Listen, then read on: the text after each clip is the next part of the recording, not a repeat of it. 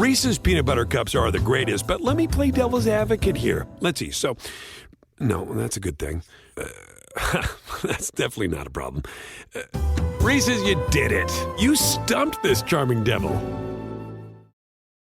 This episode is brought to you by La Quinta by Wyndham.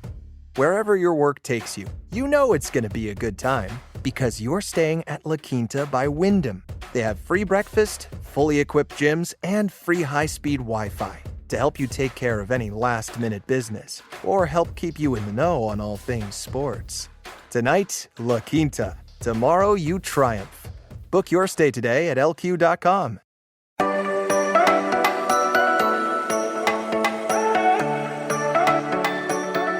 We continue going further and further down the list of our top 25 Bengals for the 2023 season. We talked a little bit about him yesterday.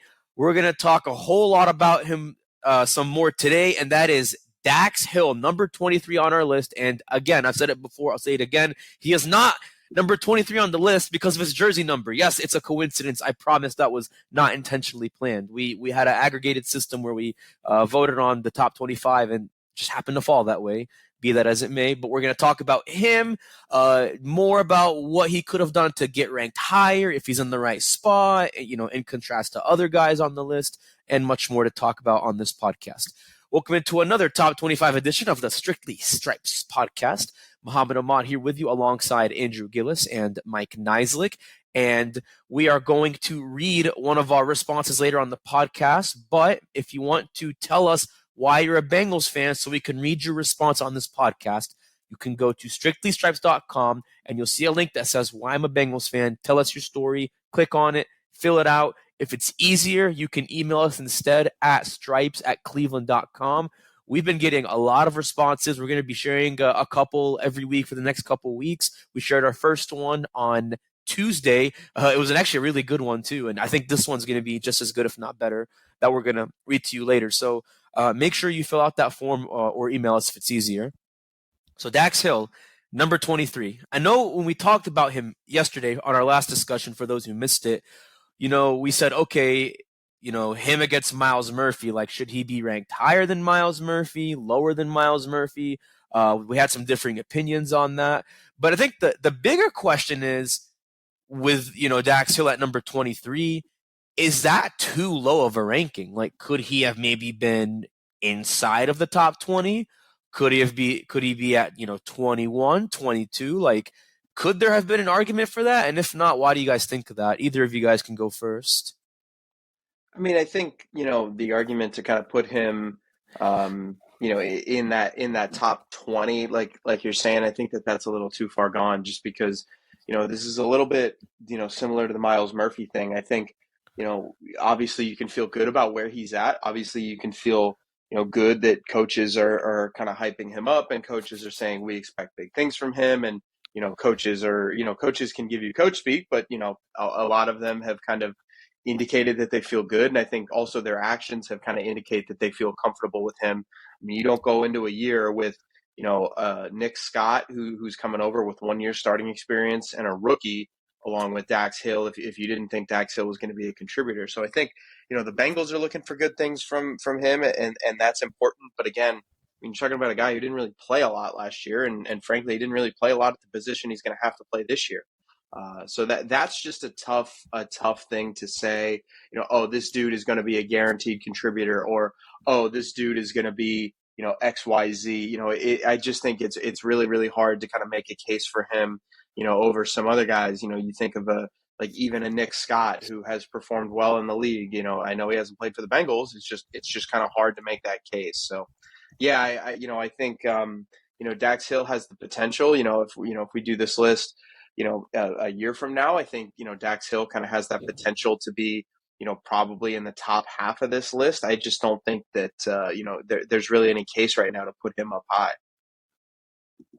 Yeah, I mean, going into this fall, I mean, he's going to, one thing you said, he's going to be a contributor, he's going to start, but whether that's quality or not, I think is the question. And I think it remains to be seen. He doesn't have a veteran sort of mentor like a Vonn Bell now. They got rid of him. Obviously, he's stepping up and he's going to look bad compared to Jesse Bates because I don't think he's going to immediately step in and be that kind of player. I think there's going to be a learning curve. I think it'll be dependent on how quickly he can adapt and improve. I mean, I think teams will test him early. But yeah, no, he had no place in the top 20 this year. I mean, just because he hasn't done anything, didn't do anything, last year in terms of, especially his position. I mean, he played one game essentially, but I think one of the clear question marks is that secondary.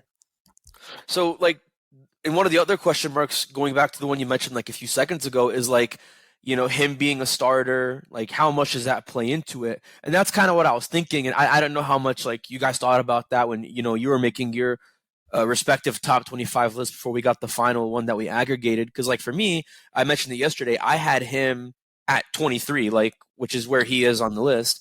But now I'm kind of thinking about it, like, do you put him above, Joe Mixon? Do you put him above, I don't know, like Cam Taylor-Britt? Like, it is not to say that, like, those guys aren't good. Like, I mean, spoiler, they're on the top 25 list. I won't say where they are, but they're on the list. Like, do you put those guys above them? Like, because I don't know, like you said, teams are going to be, like, testing the guy early. So because of that, and because, he is a first-round pick and we would like to think he's athletic just based on what we saw partially last year in his senior year at Michigan, do you kind of give him a little bit more of a nod of confidence of like, okay, he's going to get tested and I think he can do it.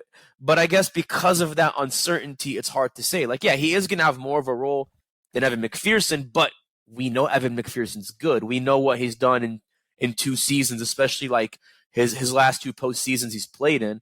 And like, we know how many games he's won both in the regular and postseason, like for the Bengals. We don't know how many games Dax Hill can win just based on his play alone. So the ambiguity is tough, but going back to what you said, Mike, about Vonn Bell, let's say the Bengals work something out with Vonn Bell, he gets more guaranteed money, and he comes back for 3 more years.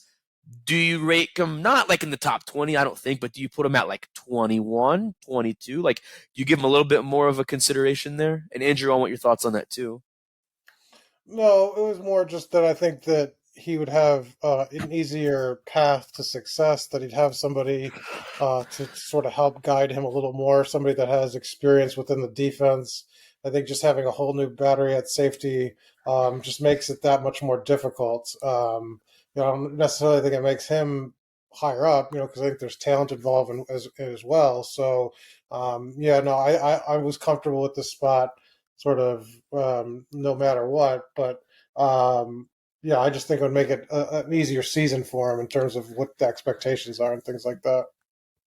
Yeah, no, I think that makes sense. And, I mean, with Jesse Bates, I know he was more of a second-round pick. He was drafted a little bit lower in 2018 when the Bengals got him with, man, it's been so long. It was Marvin Lewis that actually drafted him. That was the last class before Zach Taylor came in. I mean, if you go back and like look at what Jesse Bates did, I mean, he beat out George Iloka, who is a veteran, like, which is very rare. That doesn't happen often, but like he beats out kind of an aging veteran, comes in right out the gate and makes an impact. That's where I feel like you can give Jesse Bates a little bit more of a nod, because then 2 years later, I think it was Joe Burrow's rookie year, he was a second-team All-Pro, and then at that point, that's where he was trying to, work out a deal to get paid, because he realized how good he was, and I mean, obviously he is. It's why he got paid, but like we just didn't see that from Dax out the gate. Who knows if say, God forbid, Jesse Bates, like either he didn't hold out or after his holdout he tears his ACL, Dax Hill plays the whole year, then who knows? Maybe we see something we didn't see already, and he's at number 15. Number 17 for all we know. So I guess maybe this is a little bit unfair for Dax Hill, but obviously we have to be fair and base it off of what we've seen. But as far as like predictions go, I wrote about this a little bit and I have kind of some thoughts on this, but I want your all's thoughts on this. So 2 parts, I guess, here. You can start with either part. What does a disappointing season in 2023 look like for Dax Hill? And on the flip side, what does a successful season, or what should a successful season look like for Dax Hill? I think, one of the big things for Dax is that, you've got to be able to display your athleticism. I think if you can do that, in the secondary, it's not so much about numbers as it is about, a couple of other different things. Obviously there's, yeah, the numbers are important. Yeah, you need that to, you need that, and those are always good. Jesse Bates and Vonn Bell had, 8 interceptions between them. I don't think that might, I don't know if that's a fair goal to say that Nick Scott and, Dax Hill have to combine for 8 interceptions, or that Dax has to get 4 interceptions to kind of match that production. I don't know if tackles or anything like that are necessarily indicative of how he plays. Because honestly, I mean, you'd prefer to not have your safety make a ton of tackles. So I mean, if you can get him in a role where you can kind of put a lid on the opposing offense, kind of with that speed, with that athleticism, I think that would matter. So I'm not sure if there's necessarily like a quantitative metric to say Dax Hill has to do this or X, Y, and Z for his second year to be, a successful year. I think, when I think about what constitutes a successful year for Dax Hill, I think more, more along the lines of, okay, if he can, come in and play at the level that they thought he could when they drafted him, that's a successful year. You kind of need him to do those things of, play center field safety and kind of be the guy who can patrol the deep middle. Because if you get that, then you can kind of work on a couple different other things with Nick Scott or with, Jordan Battle in the box and kind of move them around a little bit. So I think that, there's not going to be like a number that you could put on it and say, oh, well, he's got to hit this to have a successful year. I think, when I think about Dax Hill, I think it's going to be more, kind of more things that don't really, can't be counted. Yeah, I think stats for a safety are sort of very nebulous. I mean, you can never know where the tackles are going to go. Interceptions as well, how many balls are going to go their way. I think it's, successful season, he doesn't lose a job. If he solidifies that starting spot as the future guy, I think that's just kind of what he's got to do. He's got to prove that he's the long-term starter there. And he's got to do it this year because, this team needs answers with these young players and they're relying on him. And so, they're a Super Bowl contender, so there's no real, it's school time. He's got to just be that guy. So there's some very interesting stats I pulled up from the Bengals defense last year that I didn't really think about until now. So they had the lowest completion percentage from any opponent in the NFL. Opponents only completed 58.9% of their passes last year when playing the Bengals defense. Quarterbacks throwing against the Bengals defense had an 81.5 passer rating, third lowest in the league, so third best for the Bengals defense. And then their overall coverage grade on PFF, and I know it's subjective, but PFF gave them an 84.3, which was seventh best in the NFL. So whether they're picky stats or you're, really pulling straws at that point, you can argue, okay, PFF is unreliable. Pass rating, okay, but what if, you have this pass rating and other team still wins? I get all that. And completion percentage, okay, will they still run the ball on you? Sure. But the point is, if we're looking strictly at coverage, it wasn't bad. I think if the Bengals can at least stay in the top 10 of those categories, like even if you go from like 7th to 10th in coverage or, 3rd to 5th or 6th in opposing passer rating, I think that's still fine because there is going to be some drop off. This is not a knock on him, but it's going to happen. It took Jesse Bates and Vonn Bell 3 years to get to the level they were at before they both, left Cincinnati. And of course, a lot of that goes on Cam Taylor-Britt. How good will he be in year 2? How healthy will Chidobe Awuzie be in his contract year? And, how do they replace Trey Flowers? What does Jordan Battle look like? It's not just Dax Hill. But if he can do enough complementary to his other teammates in the defensive backfield to keep them in those top 10 tiers in those categories, that's a successful season to me. Disappointment, I would say, is, it's cliche, but I'm going to say it. If he looks like a rookie, which he's not, but if he looks like a rookie, making too many rookie mistakes, because, for example, you're playing Deshaun Watson in week 1. Let's say Kevin Stefanski in that offense wants to go deep and test him. He gets burned a couple of times. Then you play Lamar Jackson a week later back at home. Same thing. They draw something up with John Harbaugh and Lamar, get burned. And then if you play Matthew Stafford in week 3 and it's a common theme, then you've got a problem because it's okay, you just went up against 2 pretty good divisional quarterbacks and a mediocre, in my opinion, quarterback from the NFC. Then how are you going to deal with Patrick Mahomes? Josh Allen, like the big cats, So I would say if there's a shaky start he can't overcome, I'd be very concerned, and I think the coaches would be too. But that's a big if. I'm not saying it will happen. That's a big if. So I think we kind of laid out the lay of the land with Dax Hill going into next season. So we're going to take a quick break. We are going to get to one of our Bengals fan responses that I mentioned earlier. We're going to read about it. We're going to talk about it and get our thoughts on that. So stay with us. We're going to have that interesting response right here on the Strictly Stripes podcast. I've been looking for this all my life. On June 30th, Indiana Jones, a final triumph. a legend will face his destiny. A few times in my life I've seen things, and I've come to believe it's not what you believe, it's how hard you believe it. His last adventure Give him hell, Indiana Jones! will be his greatest. This is it. Indiana Jones and the Dial of Destiny. Rated PG-13. May be inappropriate for children under 13. Only in theaters June 30th. Tickets on sale now. Thanks for staying with us on the Strictly Stripes podcast. We talked about number 23 being number 23 on our top 25 Bengals for next season list. So I thought about it. Number 23 is number 23 on our list for the 23 season. See, it's a trifecta. Look, it all just works out. But in all seriousness, we talked about him, expectations, realistic expectations for Dax Hill going into next year.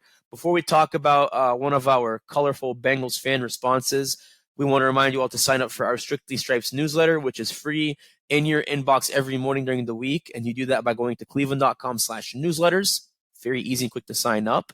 More importantly, though, and you guys keep hearing about this, and sometimes I say to myself, what is Cincinnati Football Insider? What the heck even is subtext? I'm sure some of you listening have probably never even heard of subtext. If you did, great.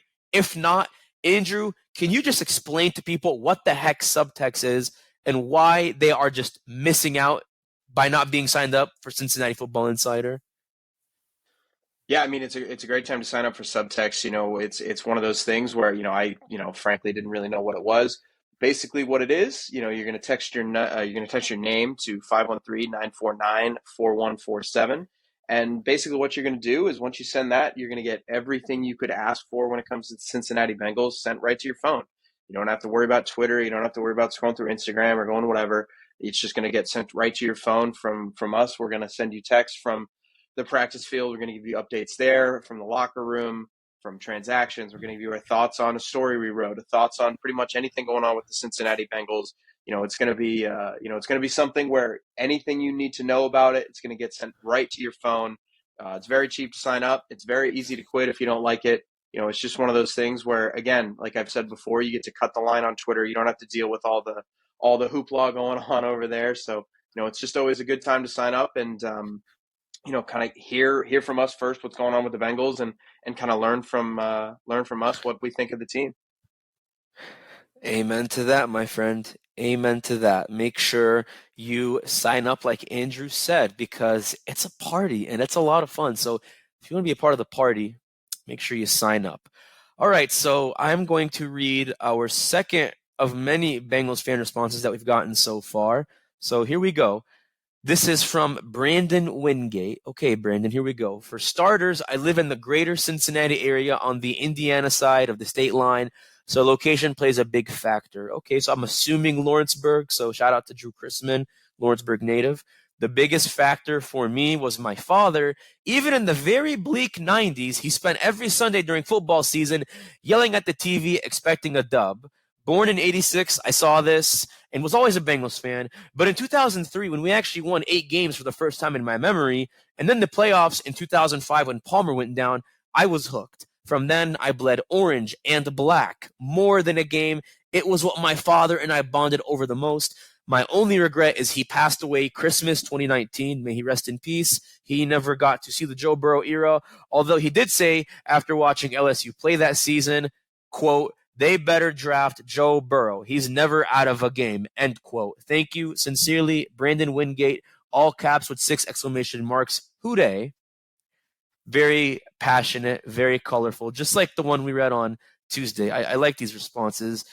A couple of things I wanted to look at here that were interesting.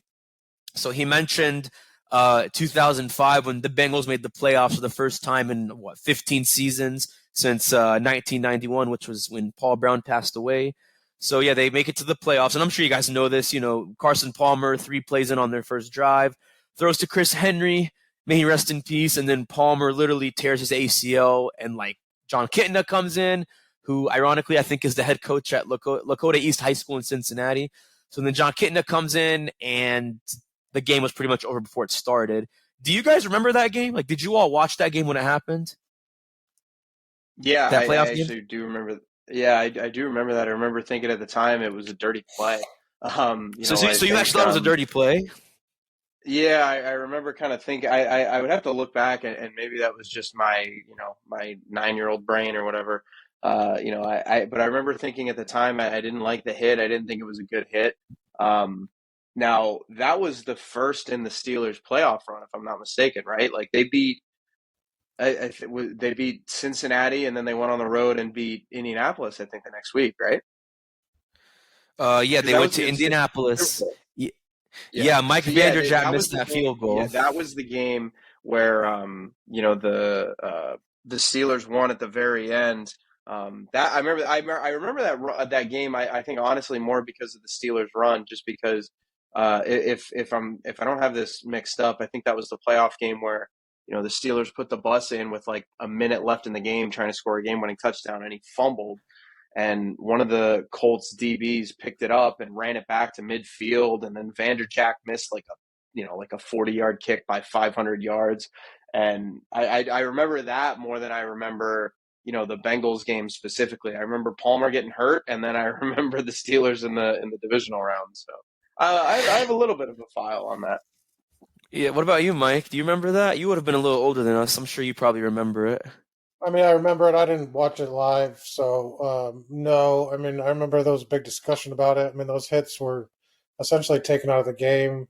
It wasn't similar to what Brady's hit was to a couple of years later. When he tore his ACL in it was one of those. I think I would have to look. It was Bernard Pollard, I think, that did it. Yeah, I haven't watched that play in years, so I'd have to go back. But if memory serves, the guy was on the ground and just kind of lunged at him. I'd have to go check that out. So that one, honestly. Yeah, I don't know. Honestly, I think that the one that Pollard had on Brady, I think that was dirty. That dude was just always. I think he was too hard of a hitter in his career. I think the Bengals one. So I believe it was Kimo Van Alhofen, who used to play for the Bengals. Actually, that's the ironic part. I don't know if he played with Carson Palmer, but he was a former Bengal. So I don't think it was malicious. I just think it's like Mike said. That's kind of how the game was, and they realized okay, we can't have quarterbacks getting hit like that. So they changed a lot since then. But I don't think it was a malicious hit. I know some people still believe that. Yeah. I don't believe that. I pulled it up as we were talking about it. Yeah, I'd like to rescind my dirty comment. Yeah, I was wrong. That was I mean, he was kind of falling into him. I'm not sure he was necessarily set out to try and blow out his knee. Yeah, I remember it being worse than it was, and when you rewatch it again, it's actually not as bad as you think. Oh, for sure. But I just wonder though whether the Bengals came out of that game with or without Palmer. At least maybe with Palmer. I just wonder, could they have gone to? Well, I'm trying to think. So if they had won that game, they technically would have gone to Denver. New England would have gone to Indianapolis because New England went to Denver and lost. That was Brady's first playoff loss in 2-3 years because he just came off of back-to-back Super Bowl wins. So Brady plays Manning in the divisional round in the RCA Dome.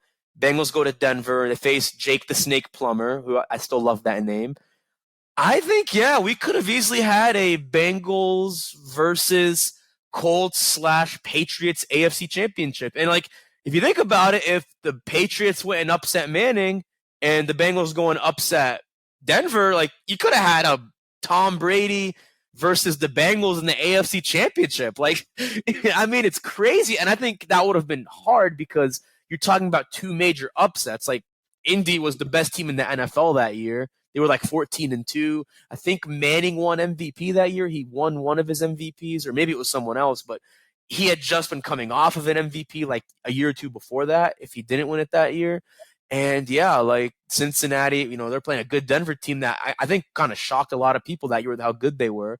because they made it to the conference title game and like lost to the Steelers, who won the Super Bowl. But yeah, I always wonder, like, that could have literally been like a Brady versus the Bengals AFC Championship. Like, you think about it, like, I don't want to say it's David versus Goliath, but like Brady's coming off of 2 Super Bowl rings, trying to get his 3rd straight, which no NFL team has ever done. No one's ever won 3rd straight Super Bowls. It would have been in the jungle. Man, that would have been pretty fun. That would have been pretty fun. To kind of wrap this all up, and I think I've asked you guys this before, so forgive me if I have, but I forgot. Was there a moment where, like, for whatever teams you root for, I guess for you, Andrew, it's Washington. Mike, you've mentioned the Bears.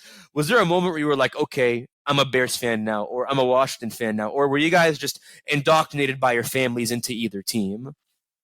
Like, how did it kind of play for you guys?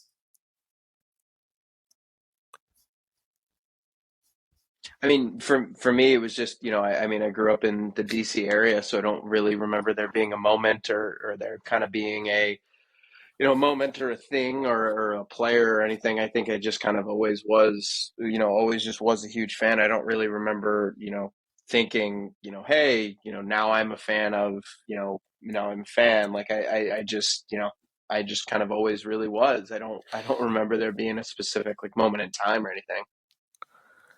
Yeah, as a kid, I mean, it wasn't a sort of a place where there was, you're in a region and there's only one team close or something like that. In terms of like multiple teams close, you got to kind of pick.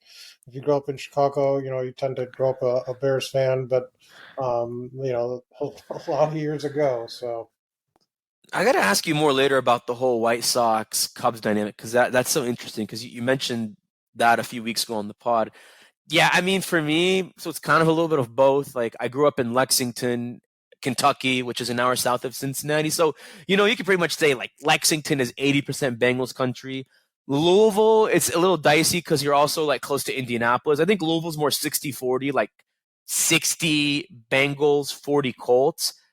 Maybe that's what it is now. Back then, it was the opposite. It was 60 Colts, 40 Bengals, but I think it's flipped now for many obvious reasons. But, yeah, I was just... I guess you could say I was indoctrinated. Like, all my dad's brothers were big Bengals fans, so I actually followed. But then I think that one year, it was 2009. It was Carson Palmer's second to last year. They made the playoffs that year. Of course, they lost to the Jets. That's all I remember because it sucked. But, yeah, they had Ocho Cinco. I think Hushmanzada was gone by that point. I think he was already kind of playing with other teams at that point. But, that was when I really kind of started to see, like, the last glimmers of Ocho and Palmer, that little duo they had. So that was kind of my moment, if you want to call it that. But, yeah, I think, like most people, I was just kind of indoctrinated, if you want to call it that. But stay with us. We're going to wrap up the week on a fine Friday talking about number 22 on our list, who is Irv Smith Jr., who's going to be very interesting because we've seen him play ball, but not as a Cincinnati Bengal. We'll have that plus another cool interview with Charlie Jones as college coach on the podcast. But once again, for myself, Andrew, and Mike, I'm Mohammad Ahmad. See you Friday.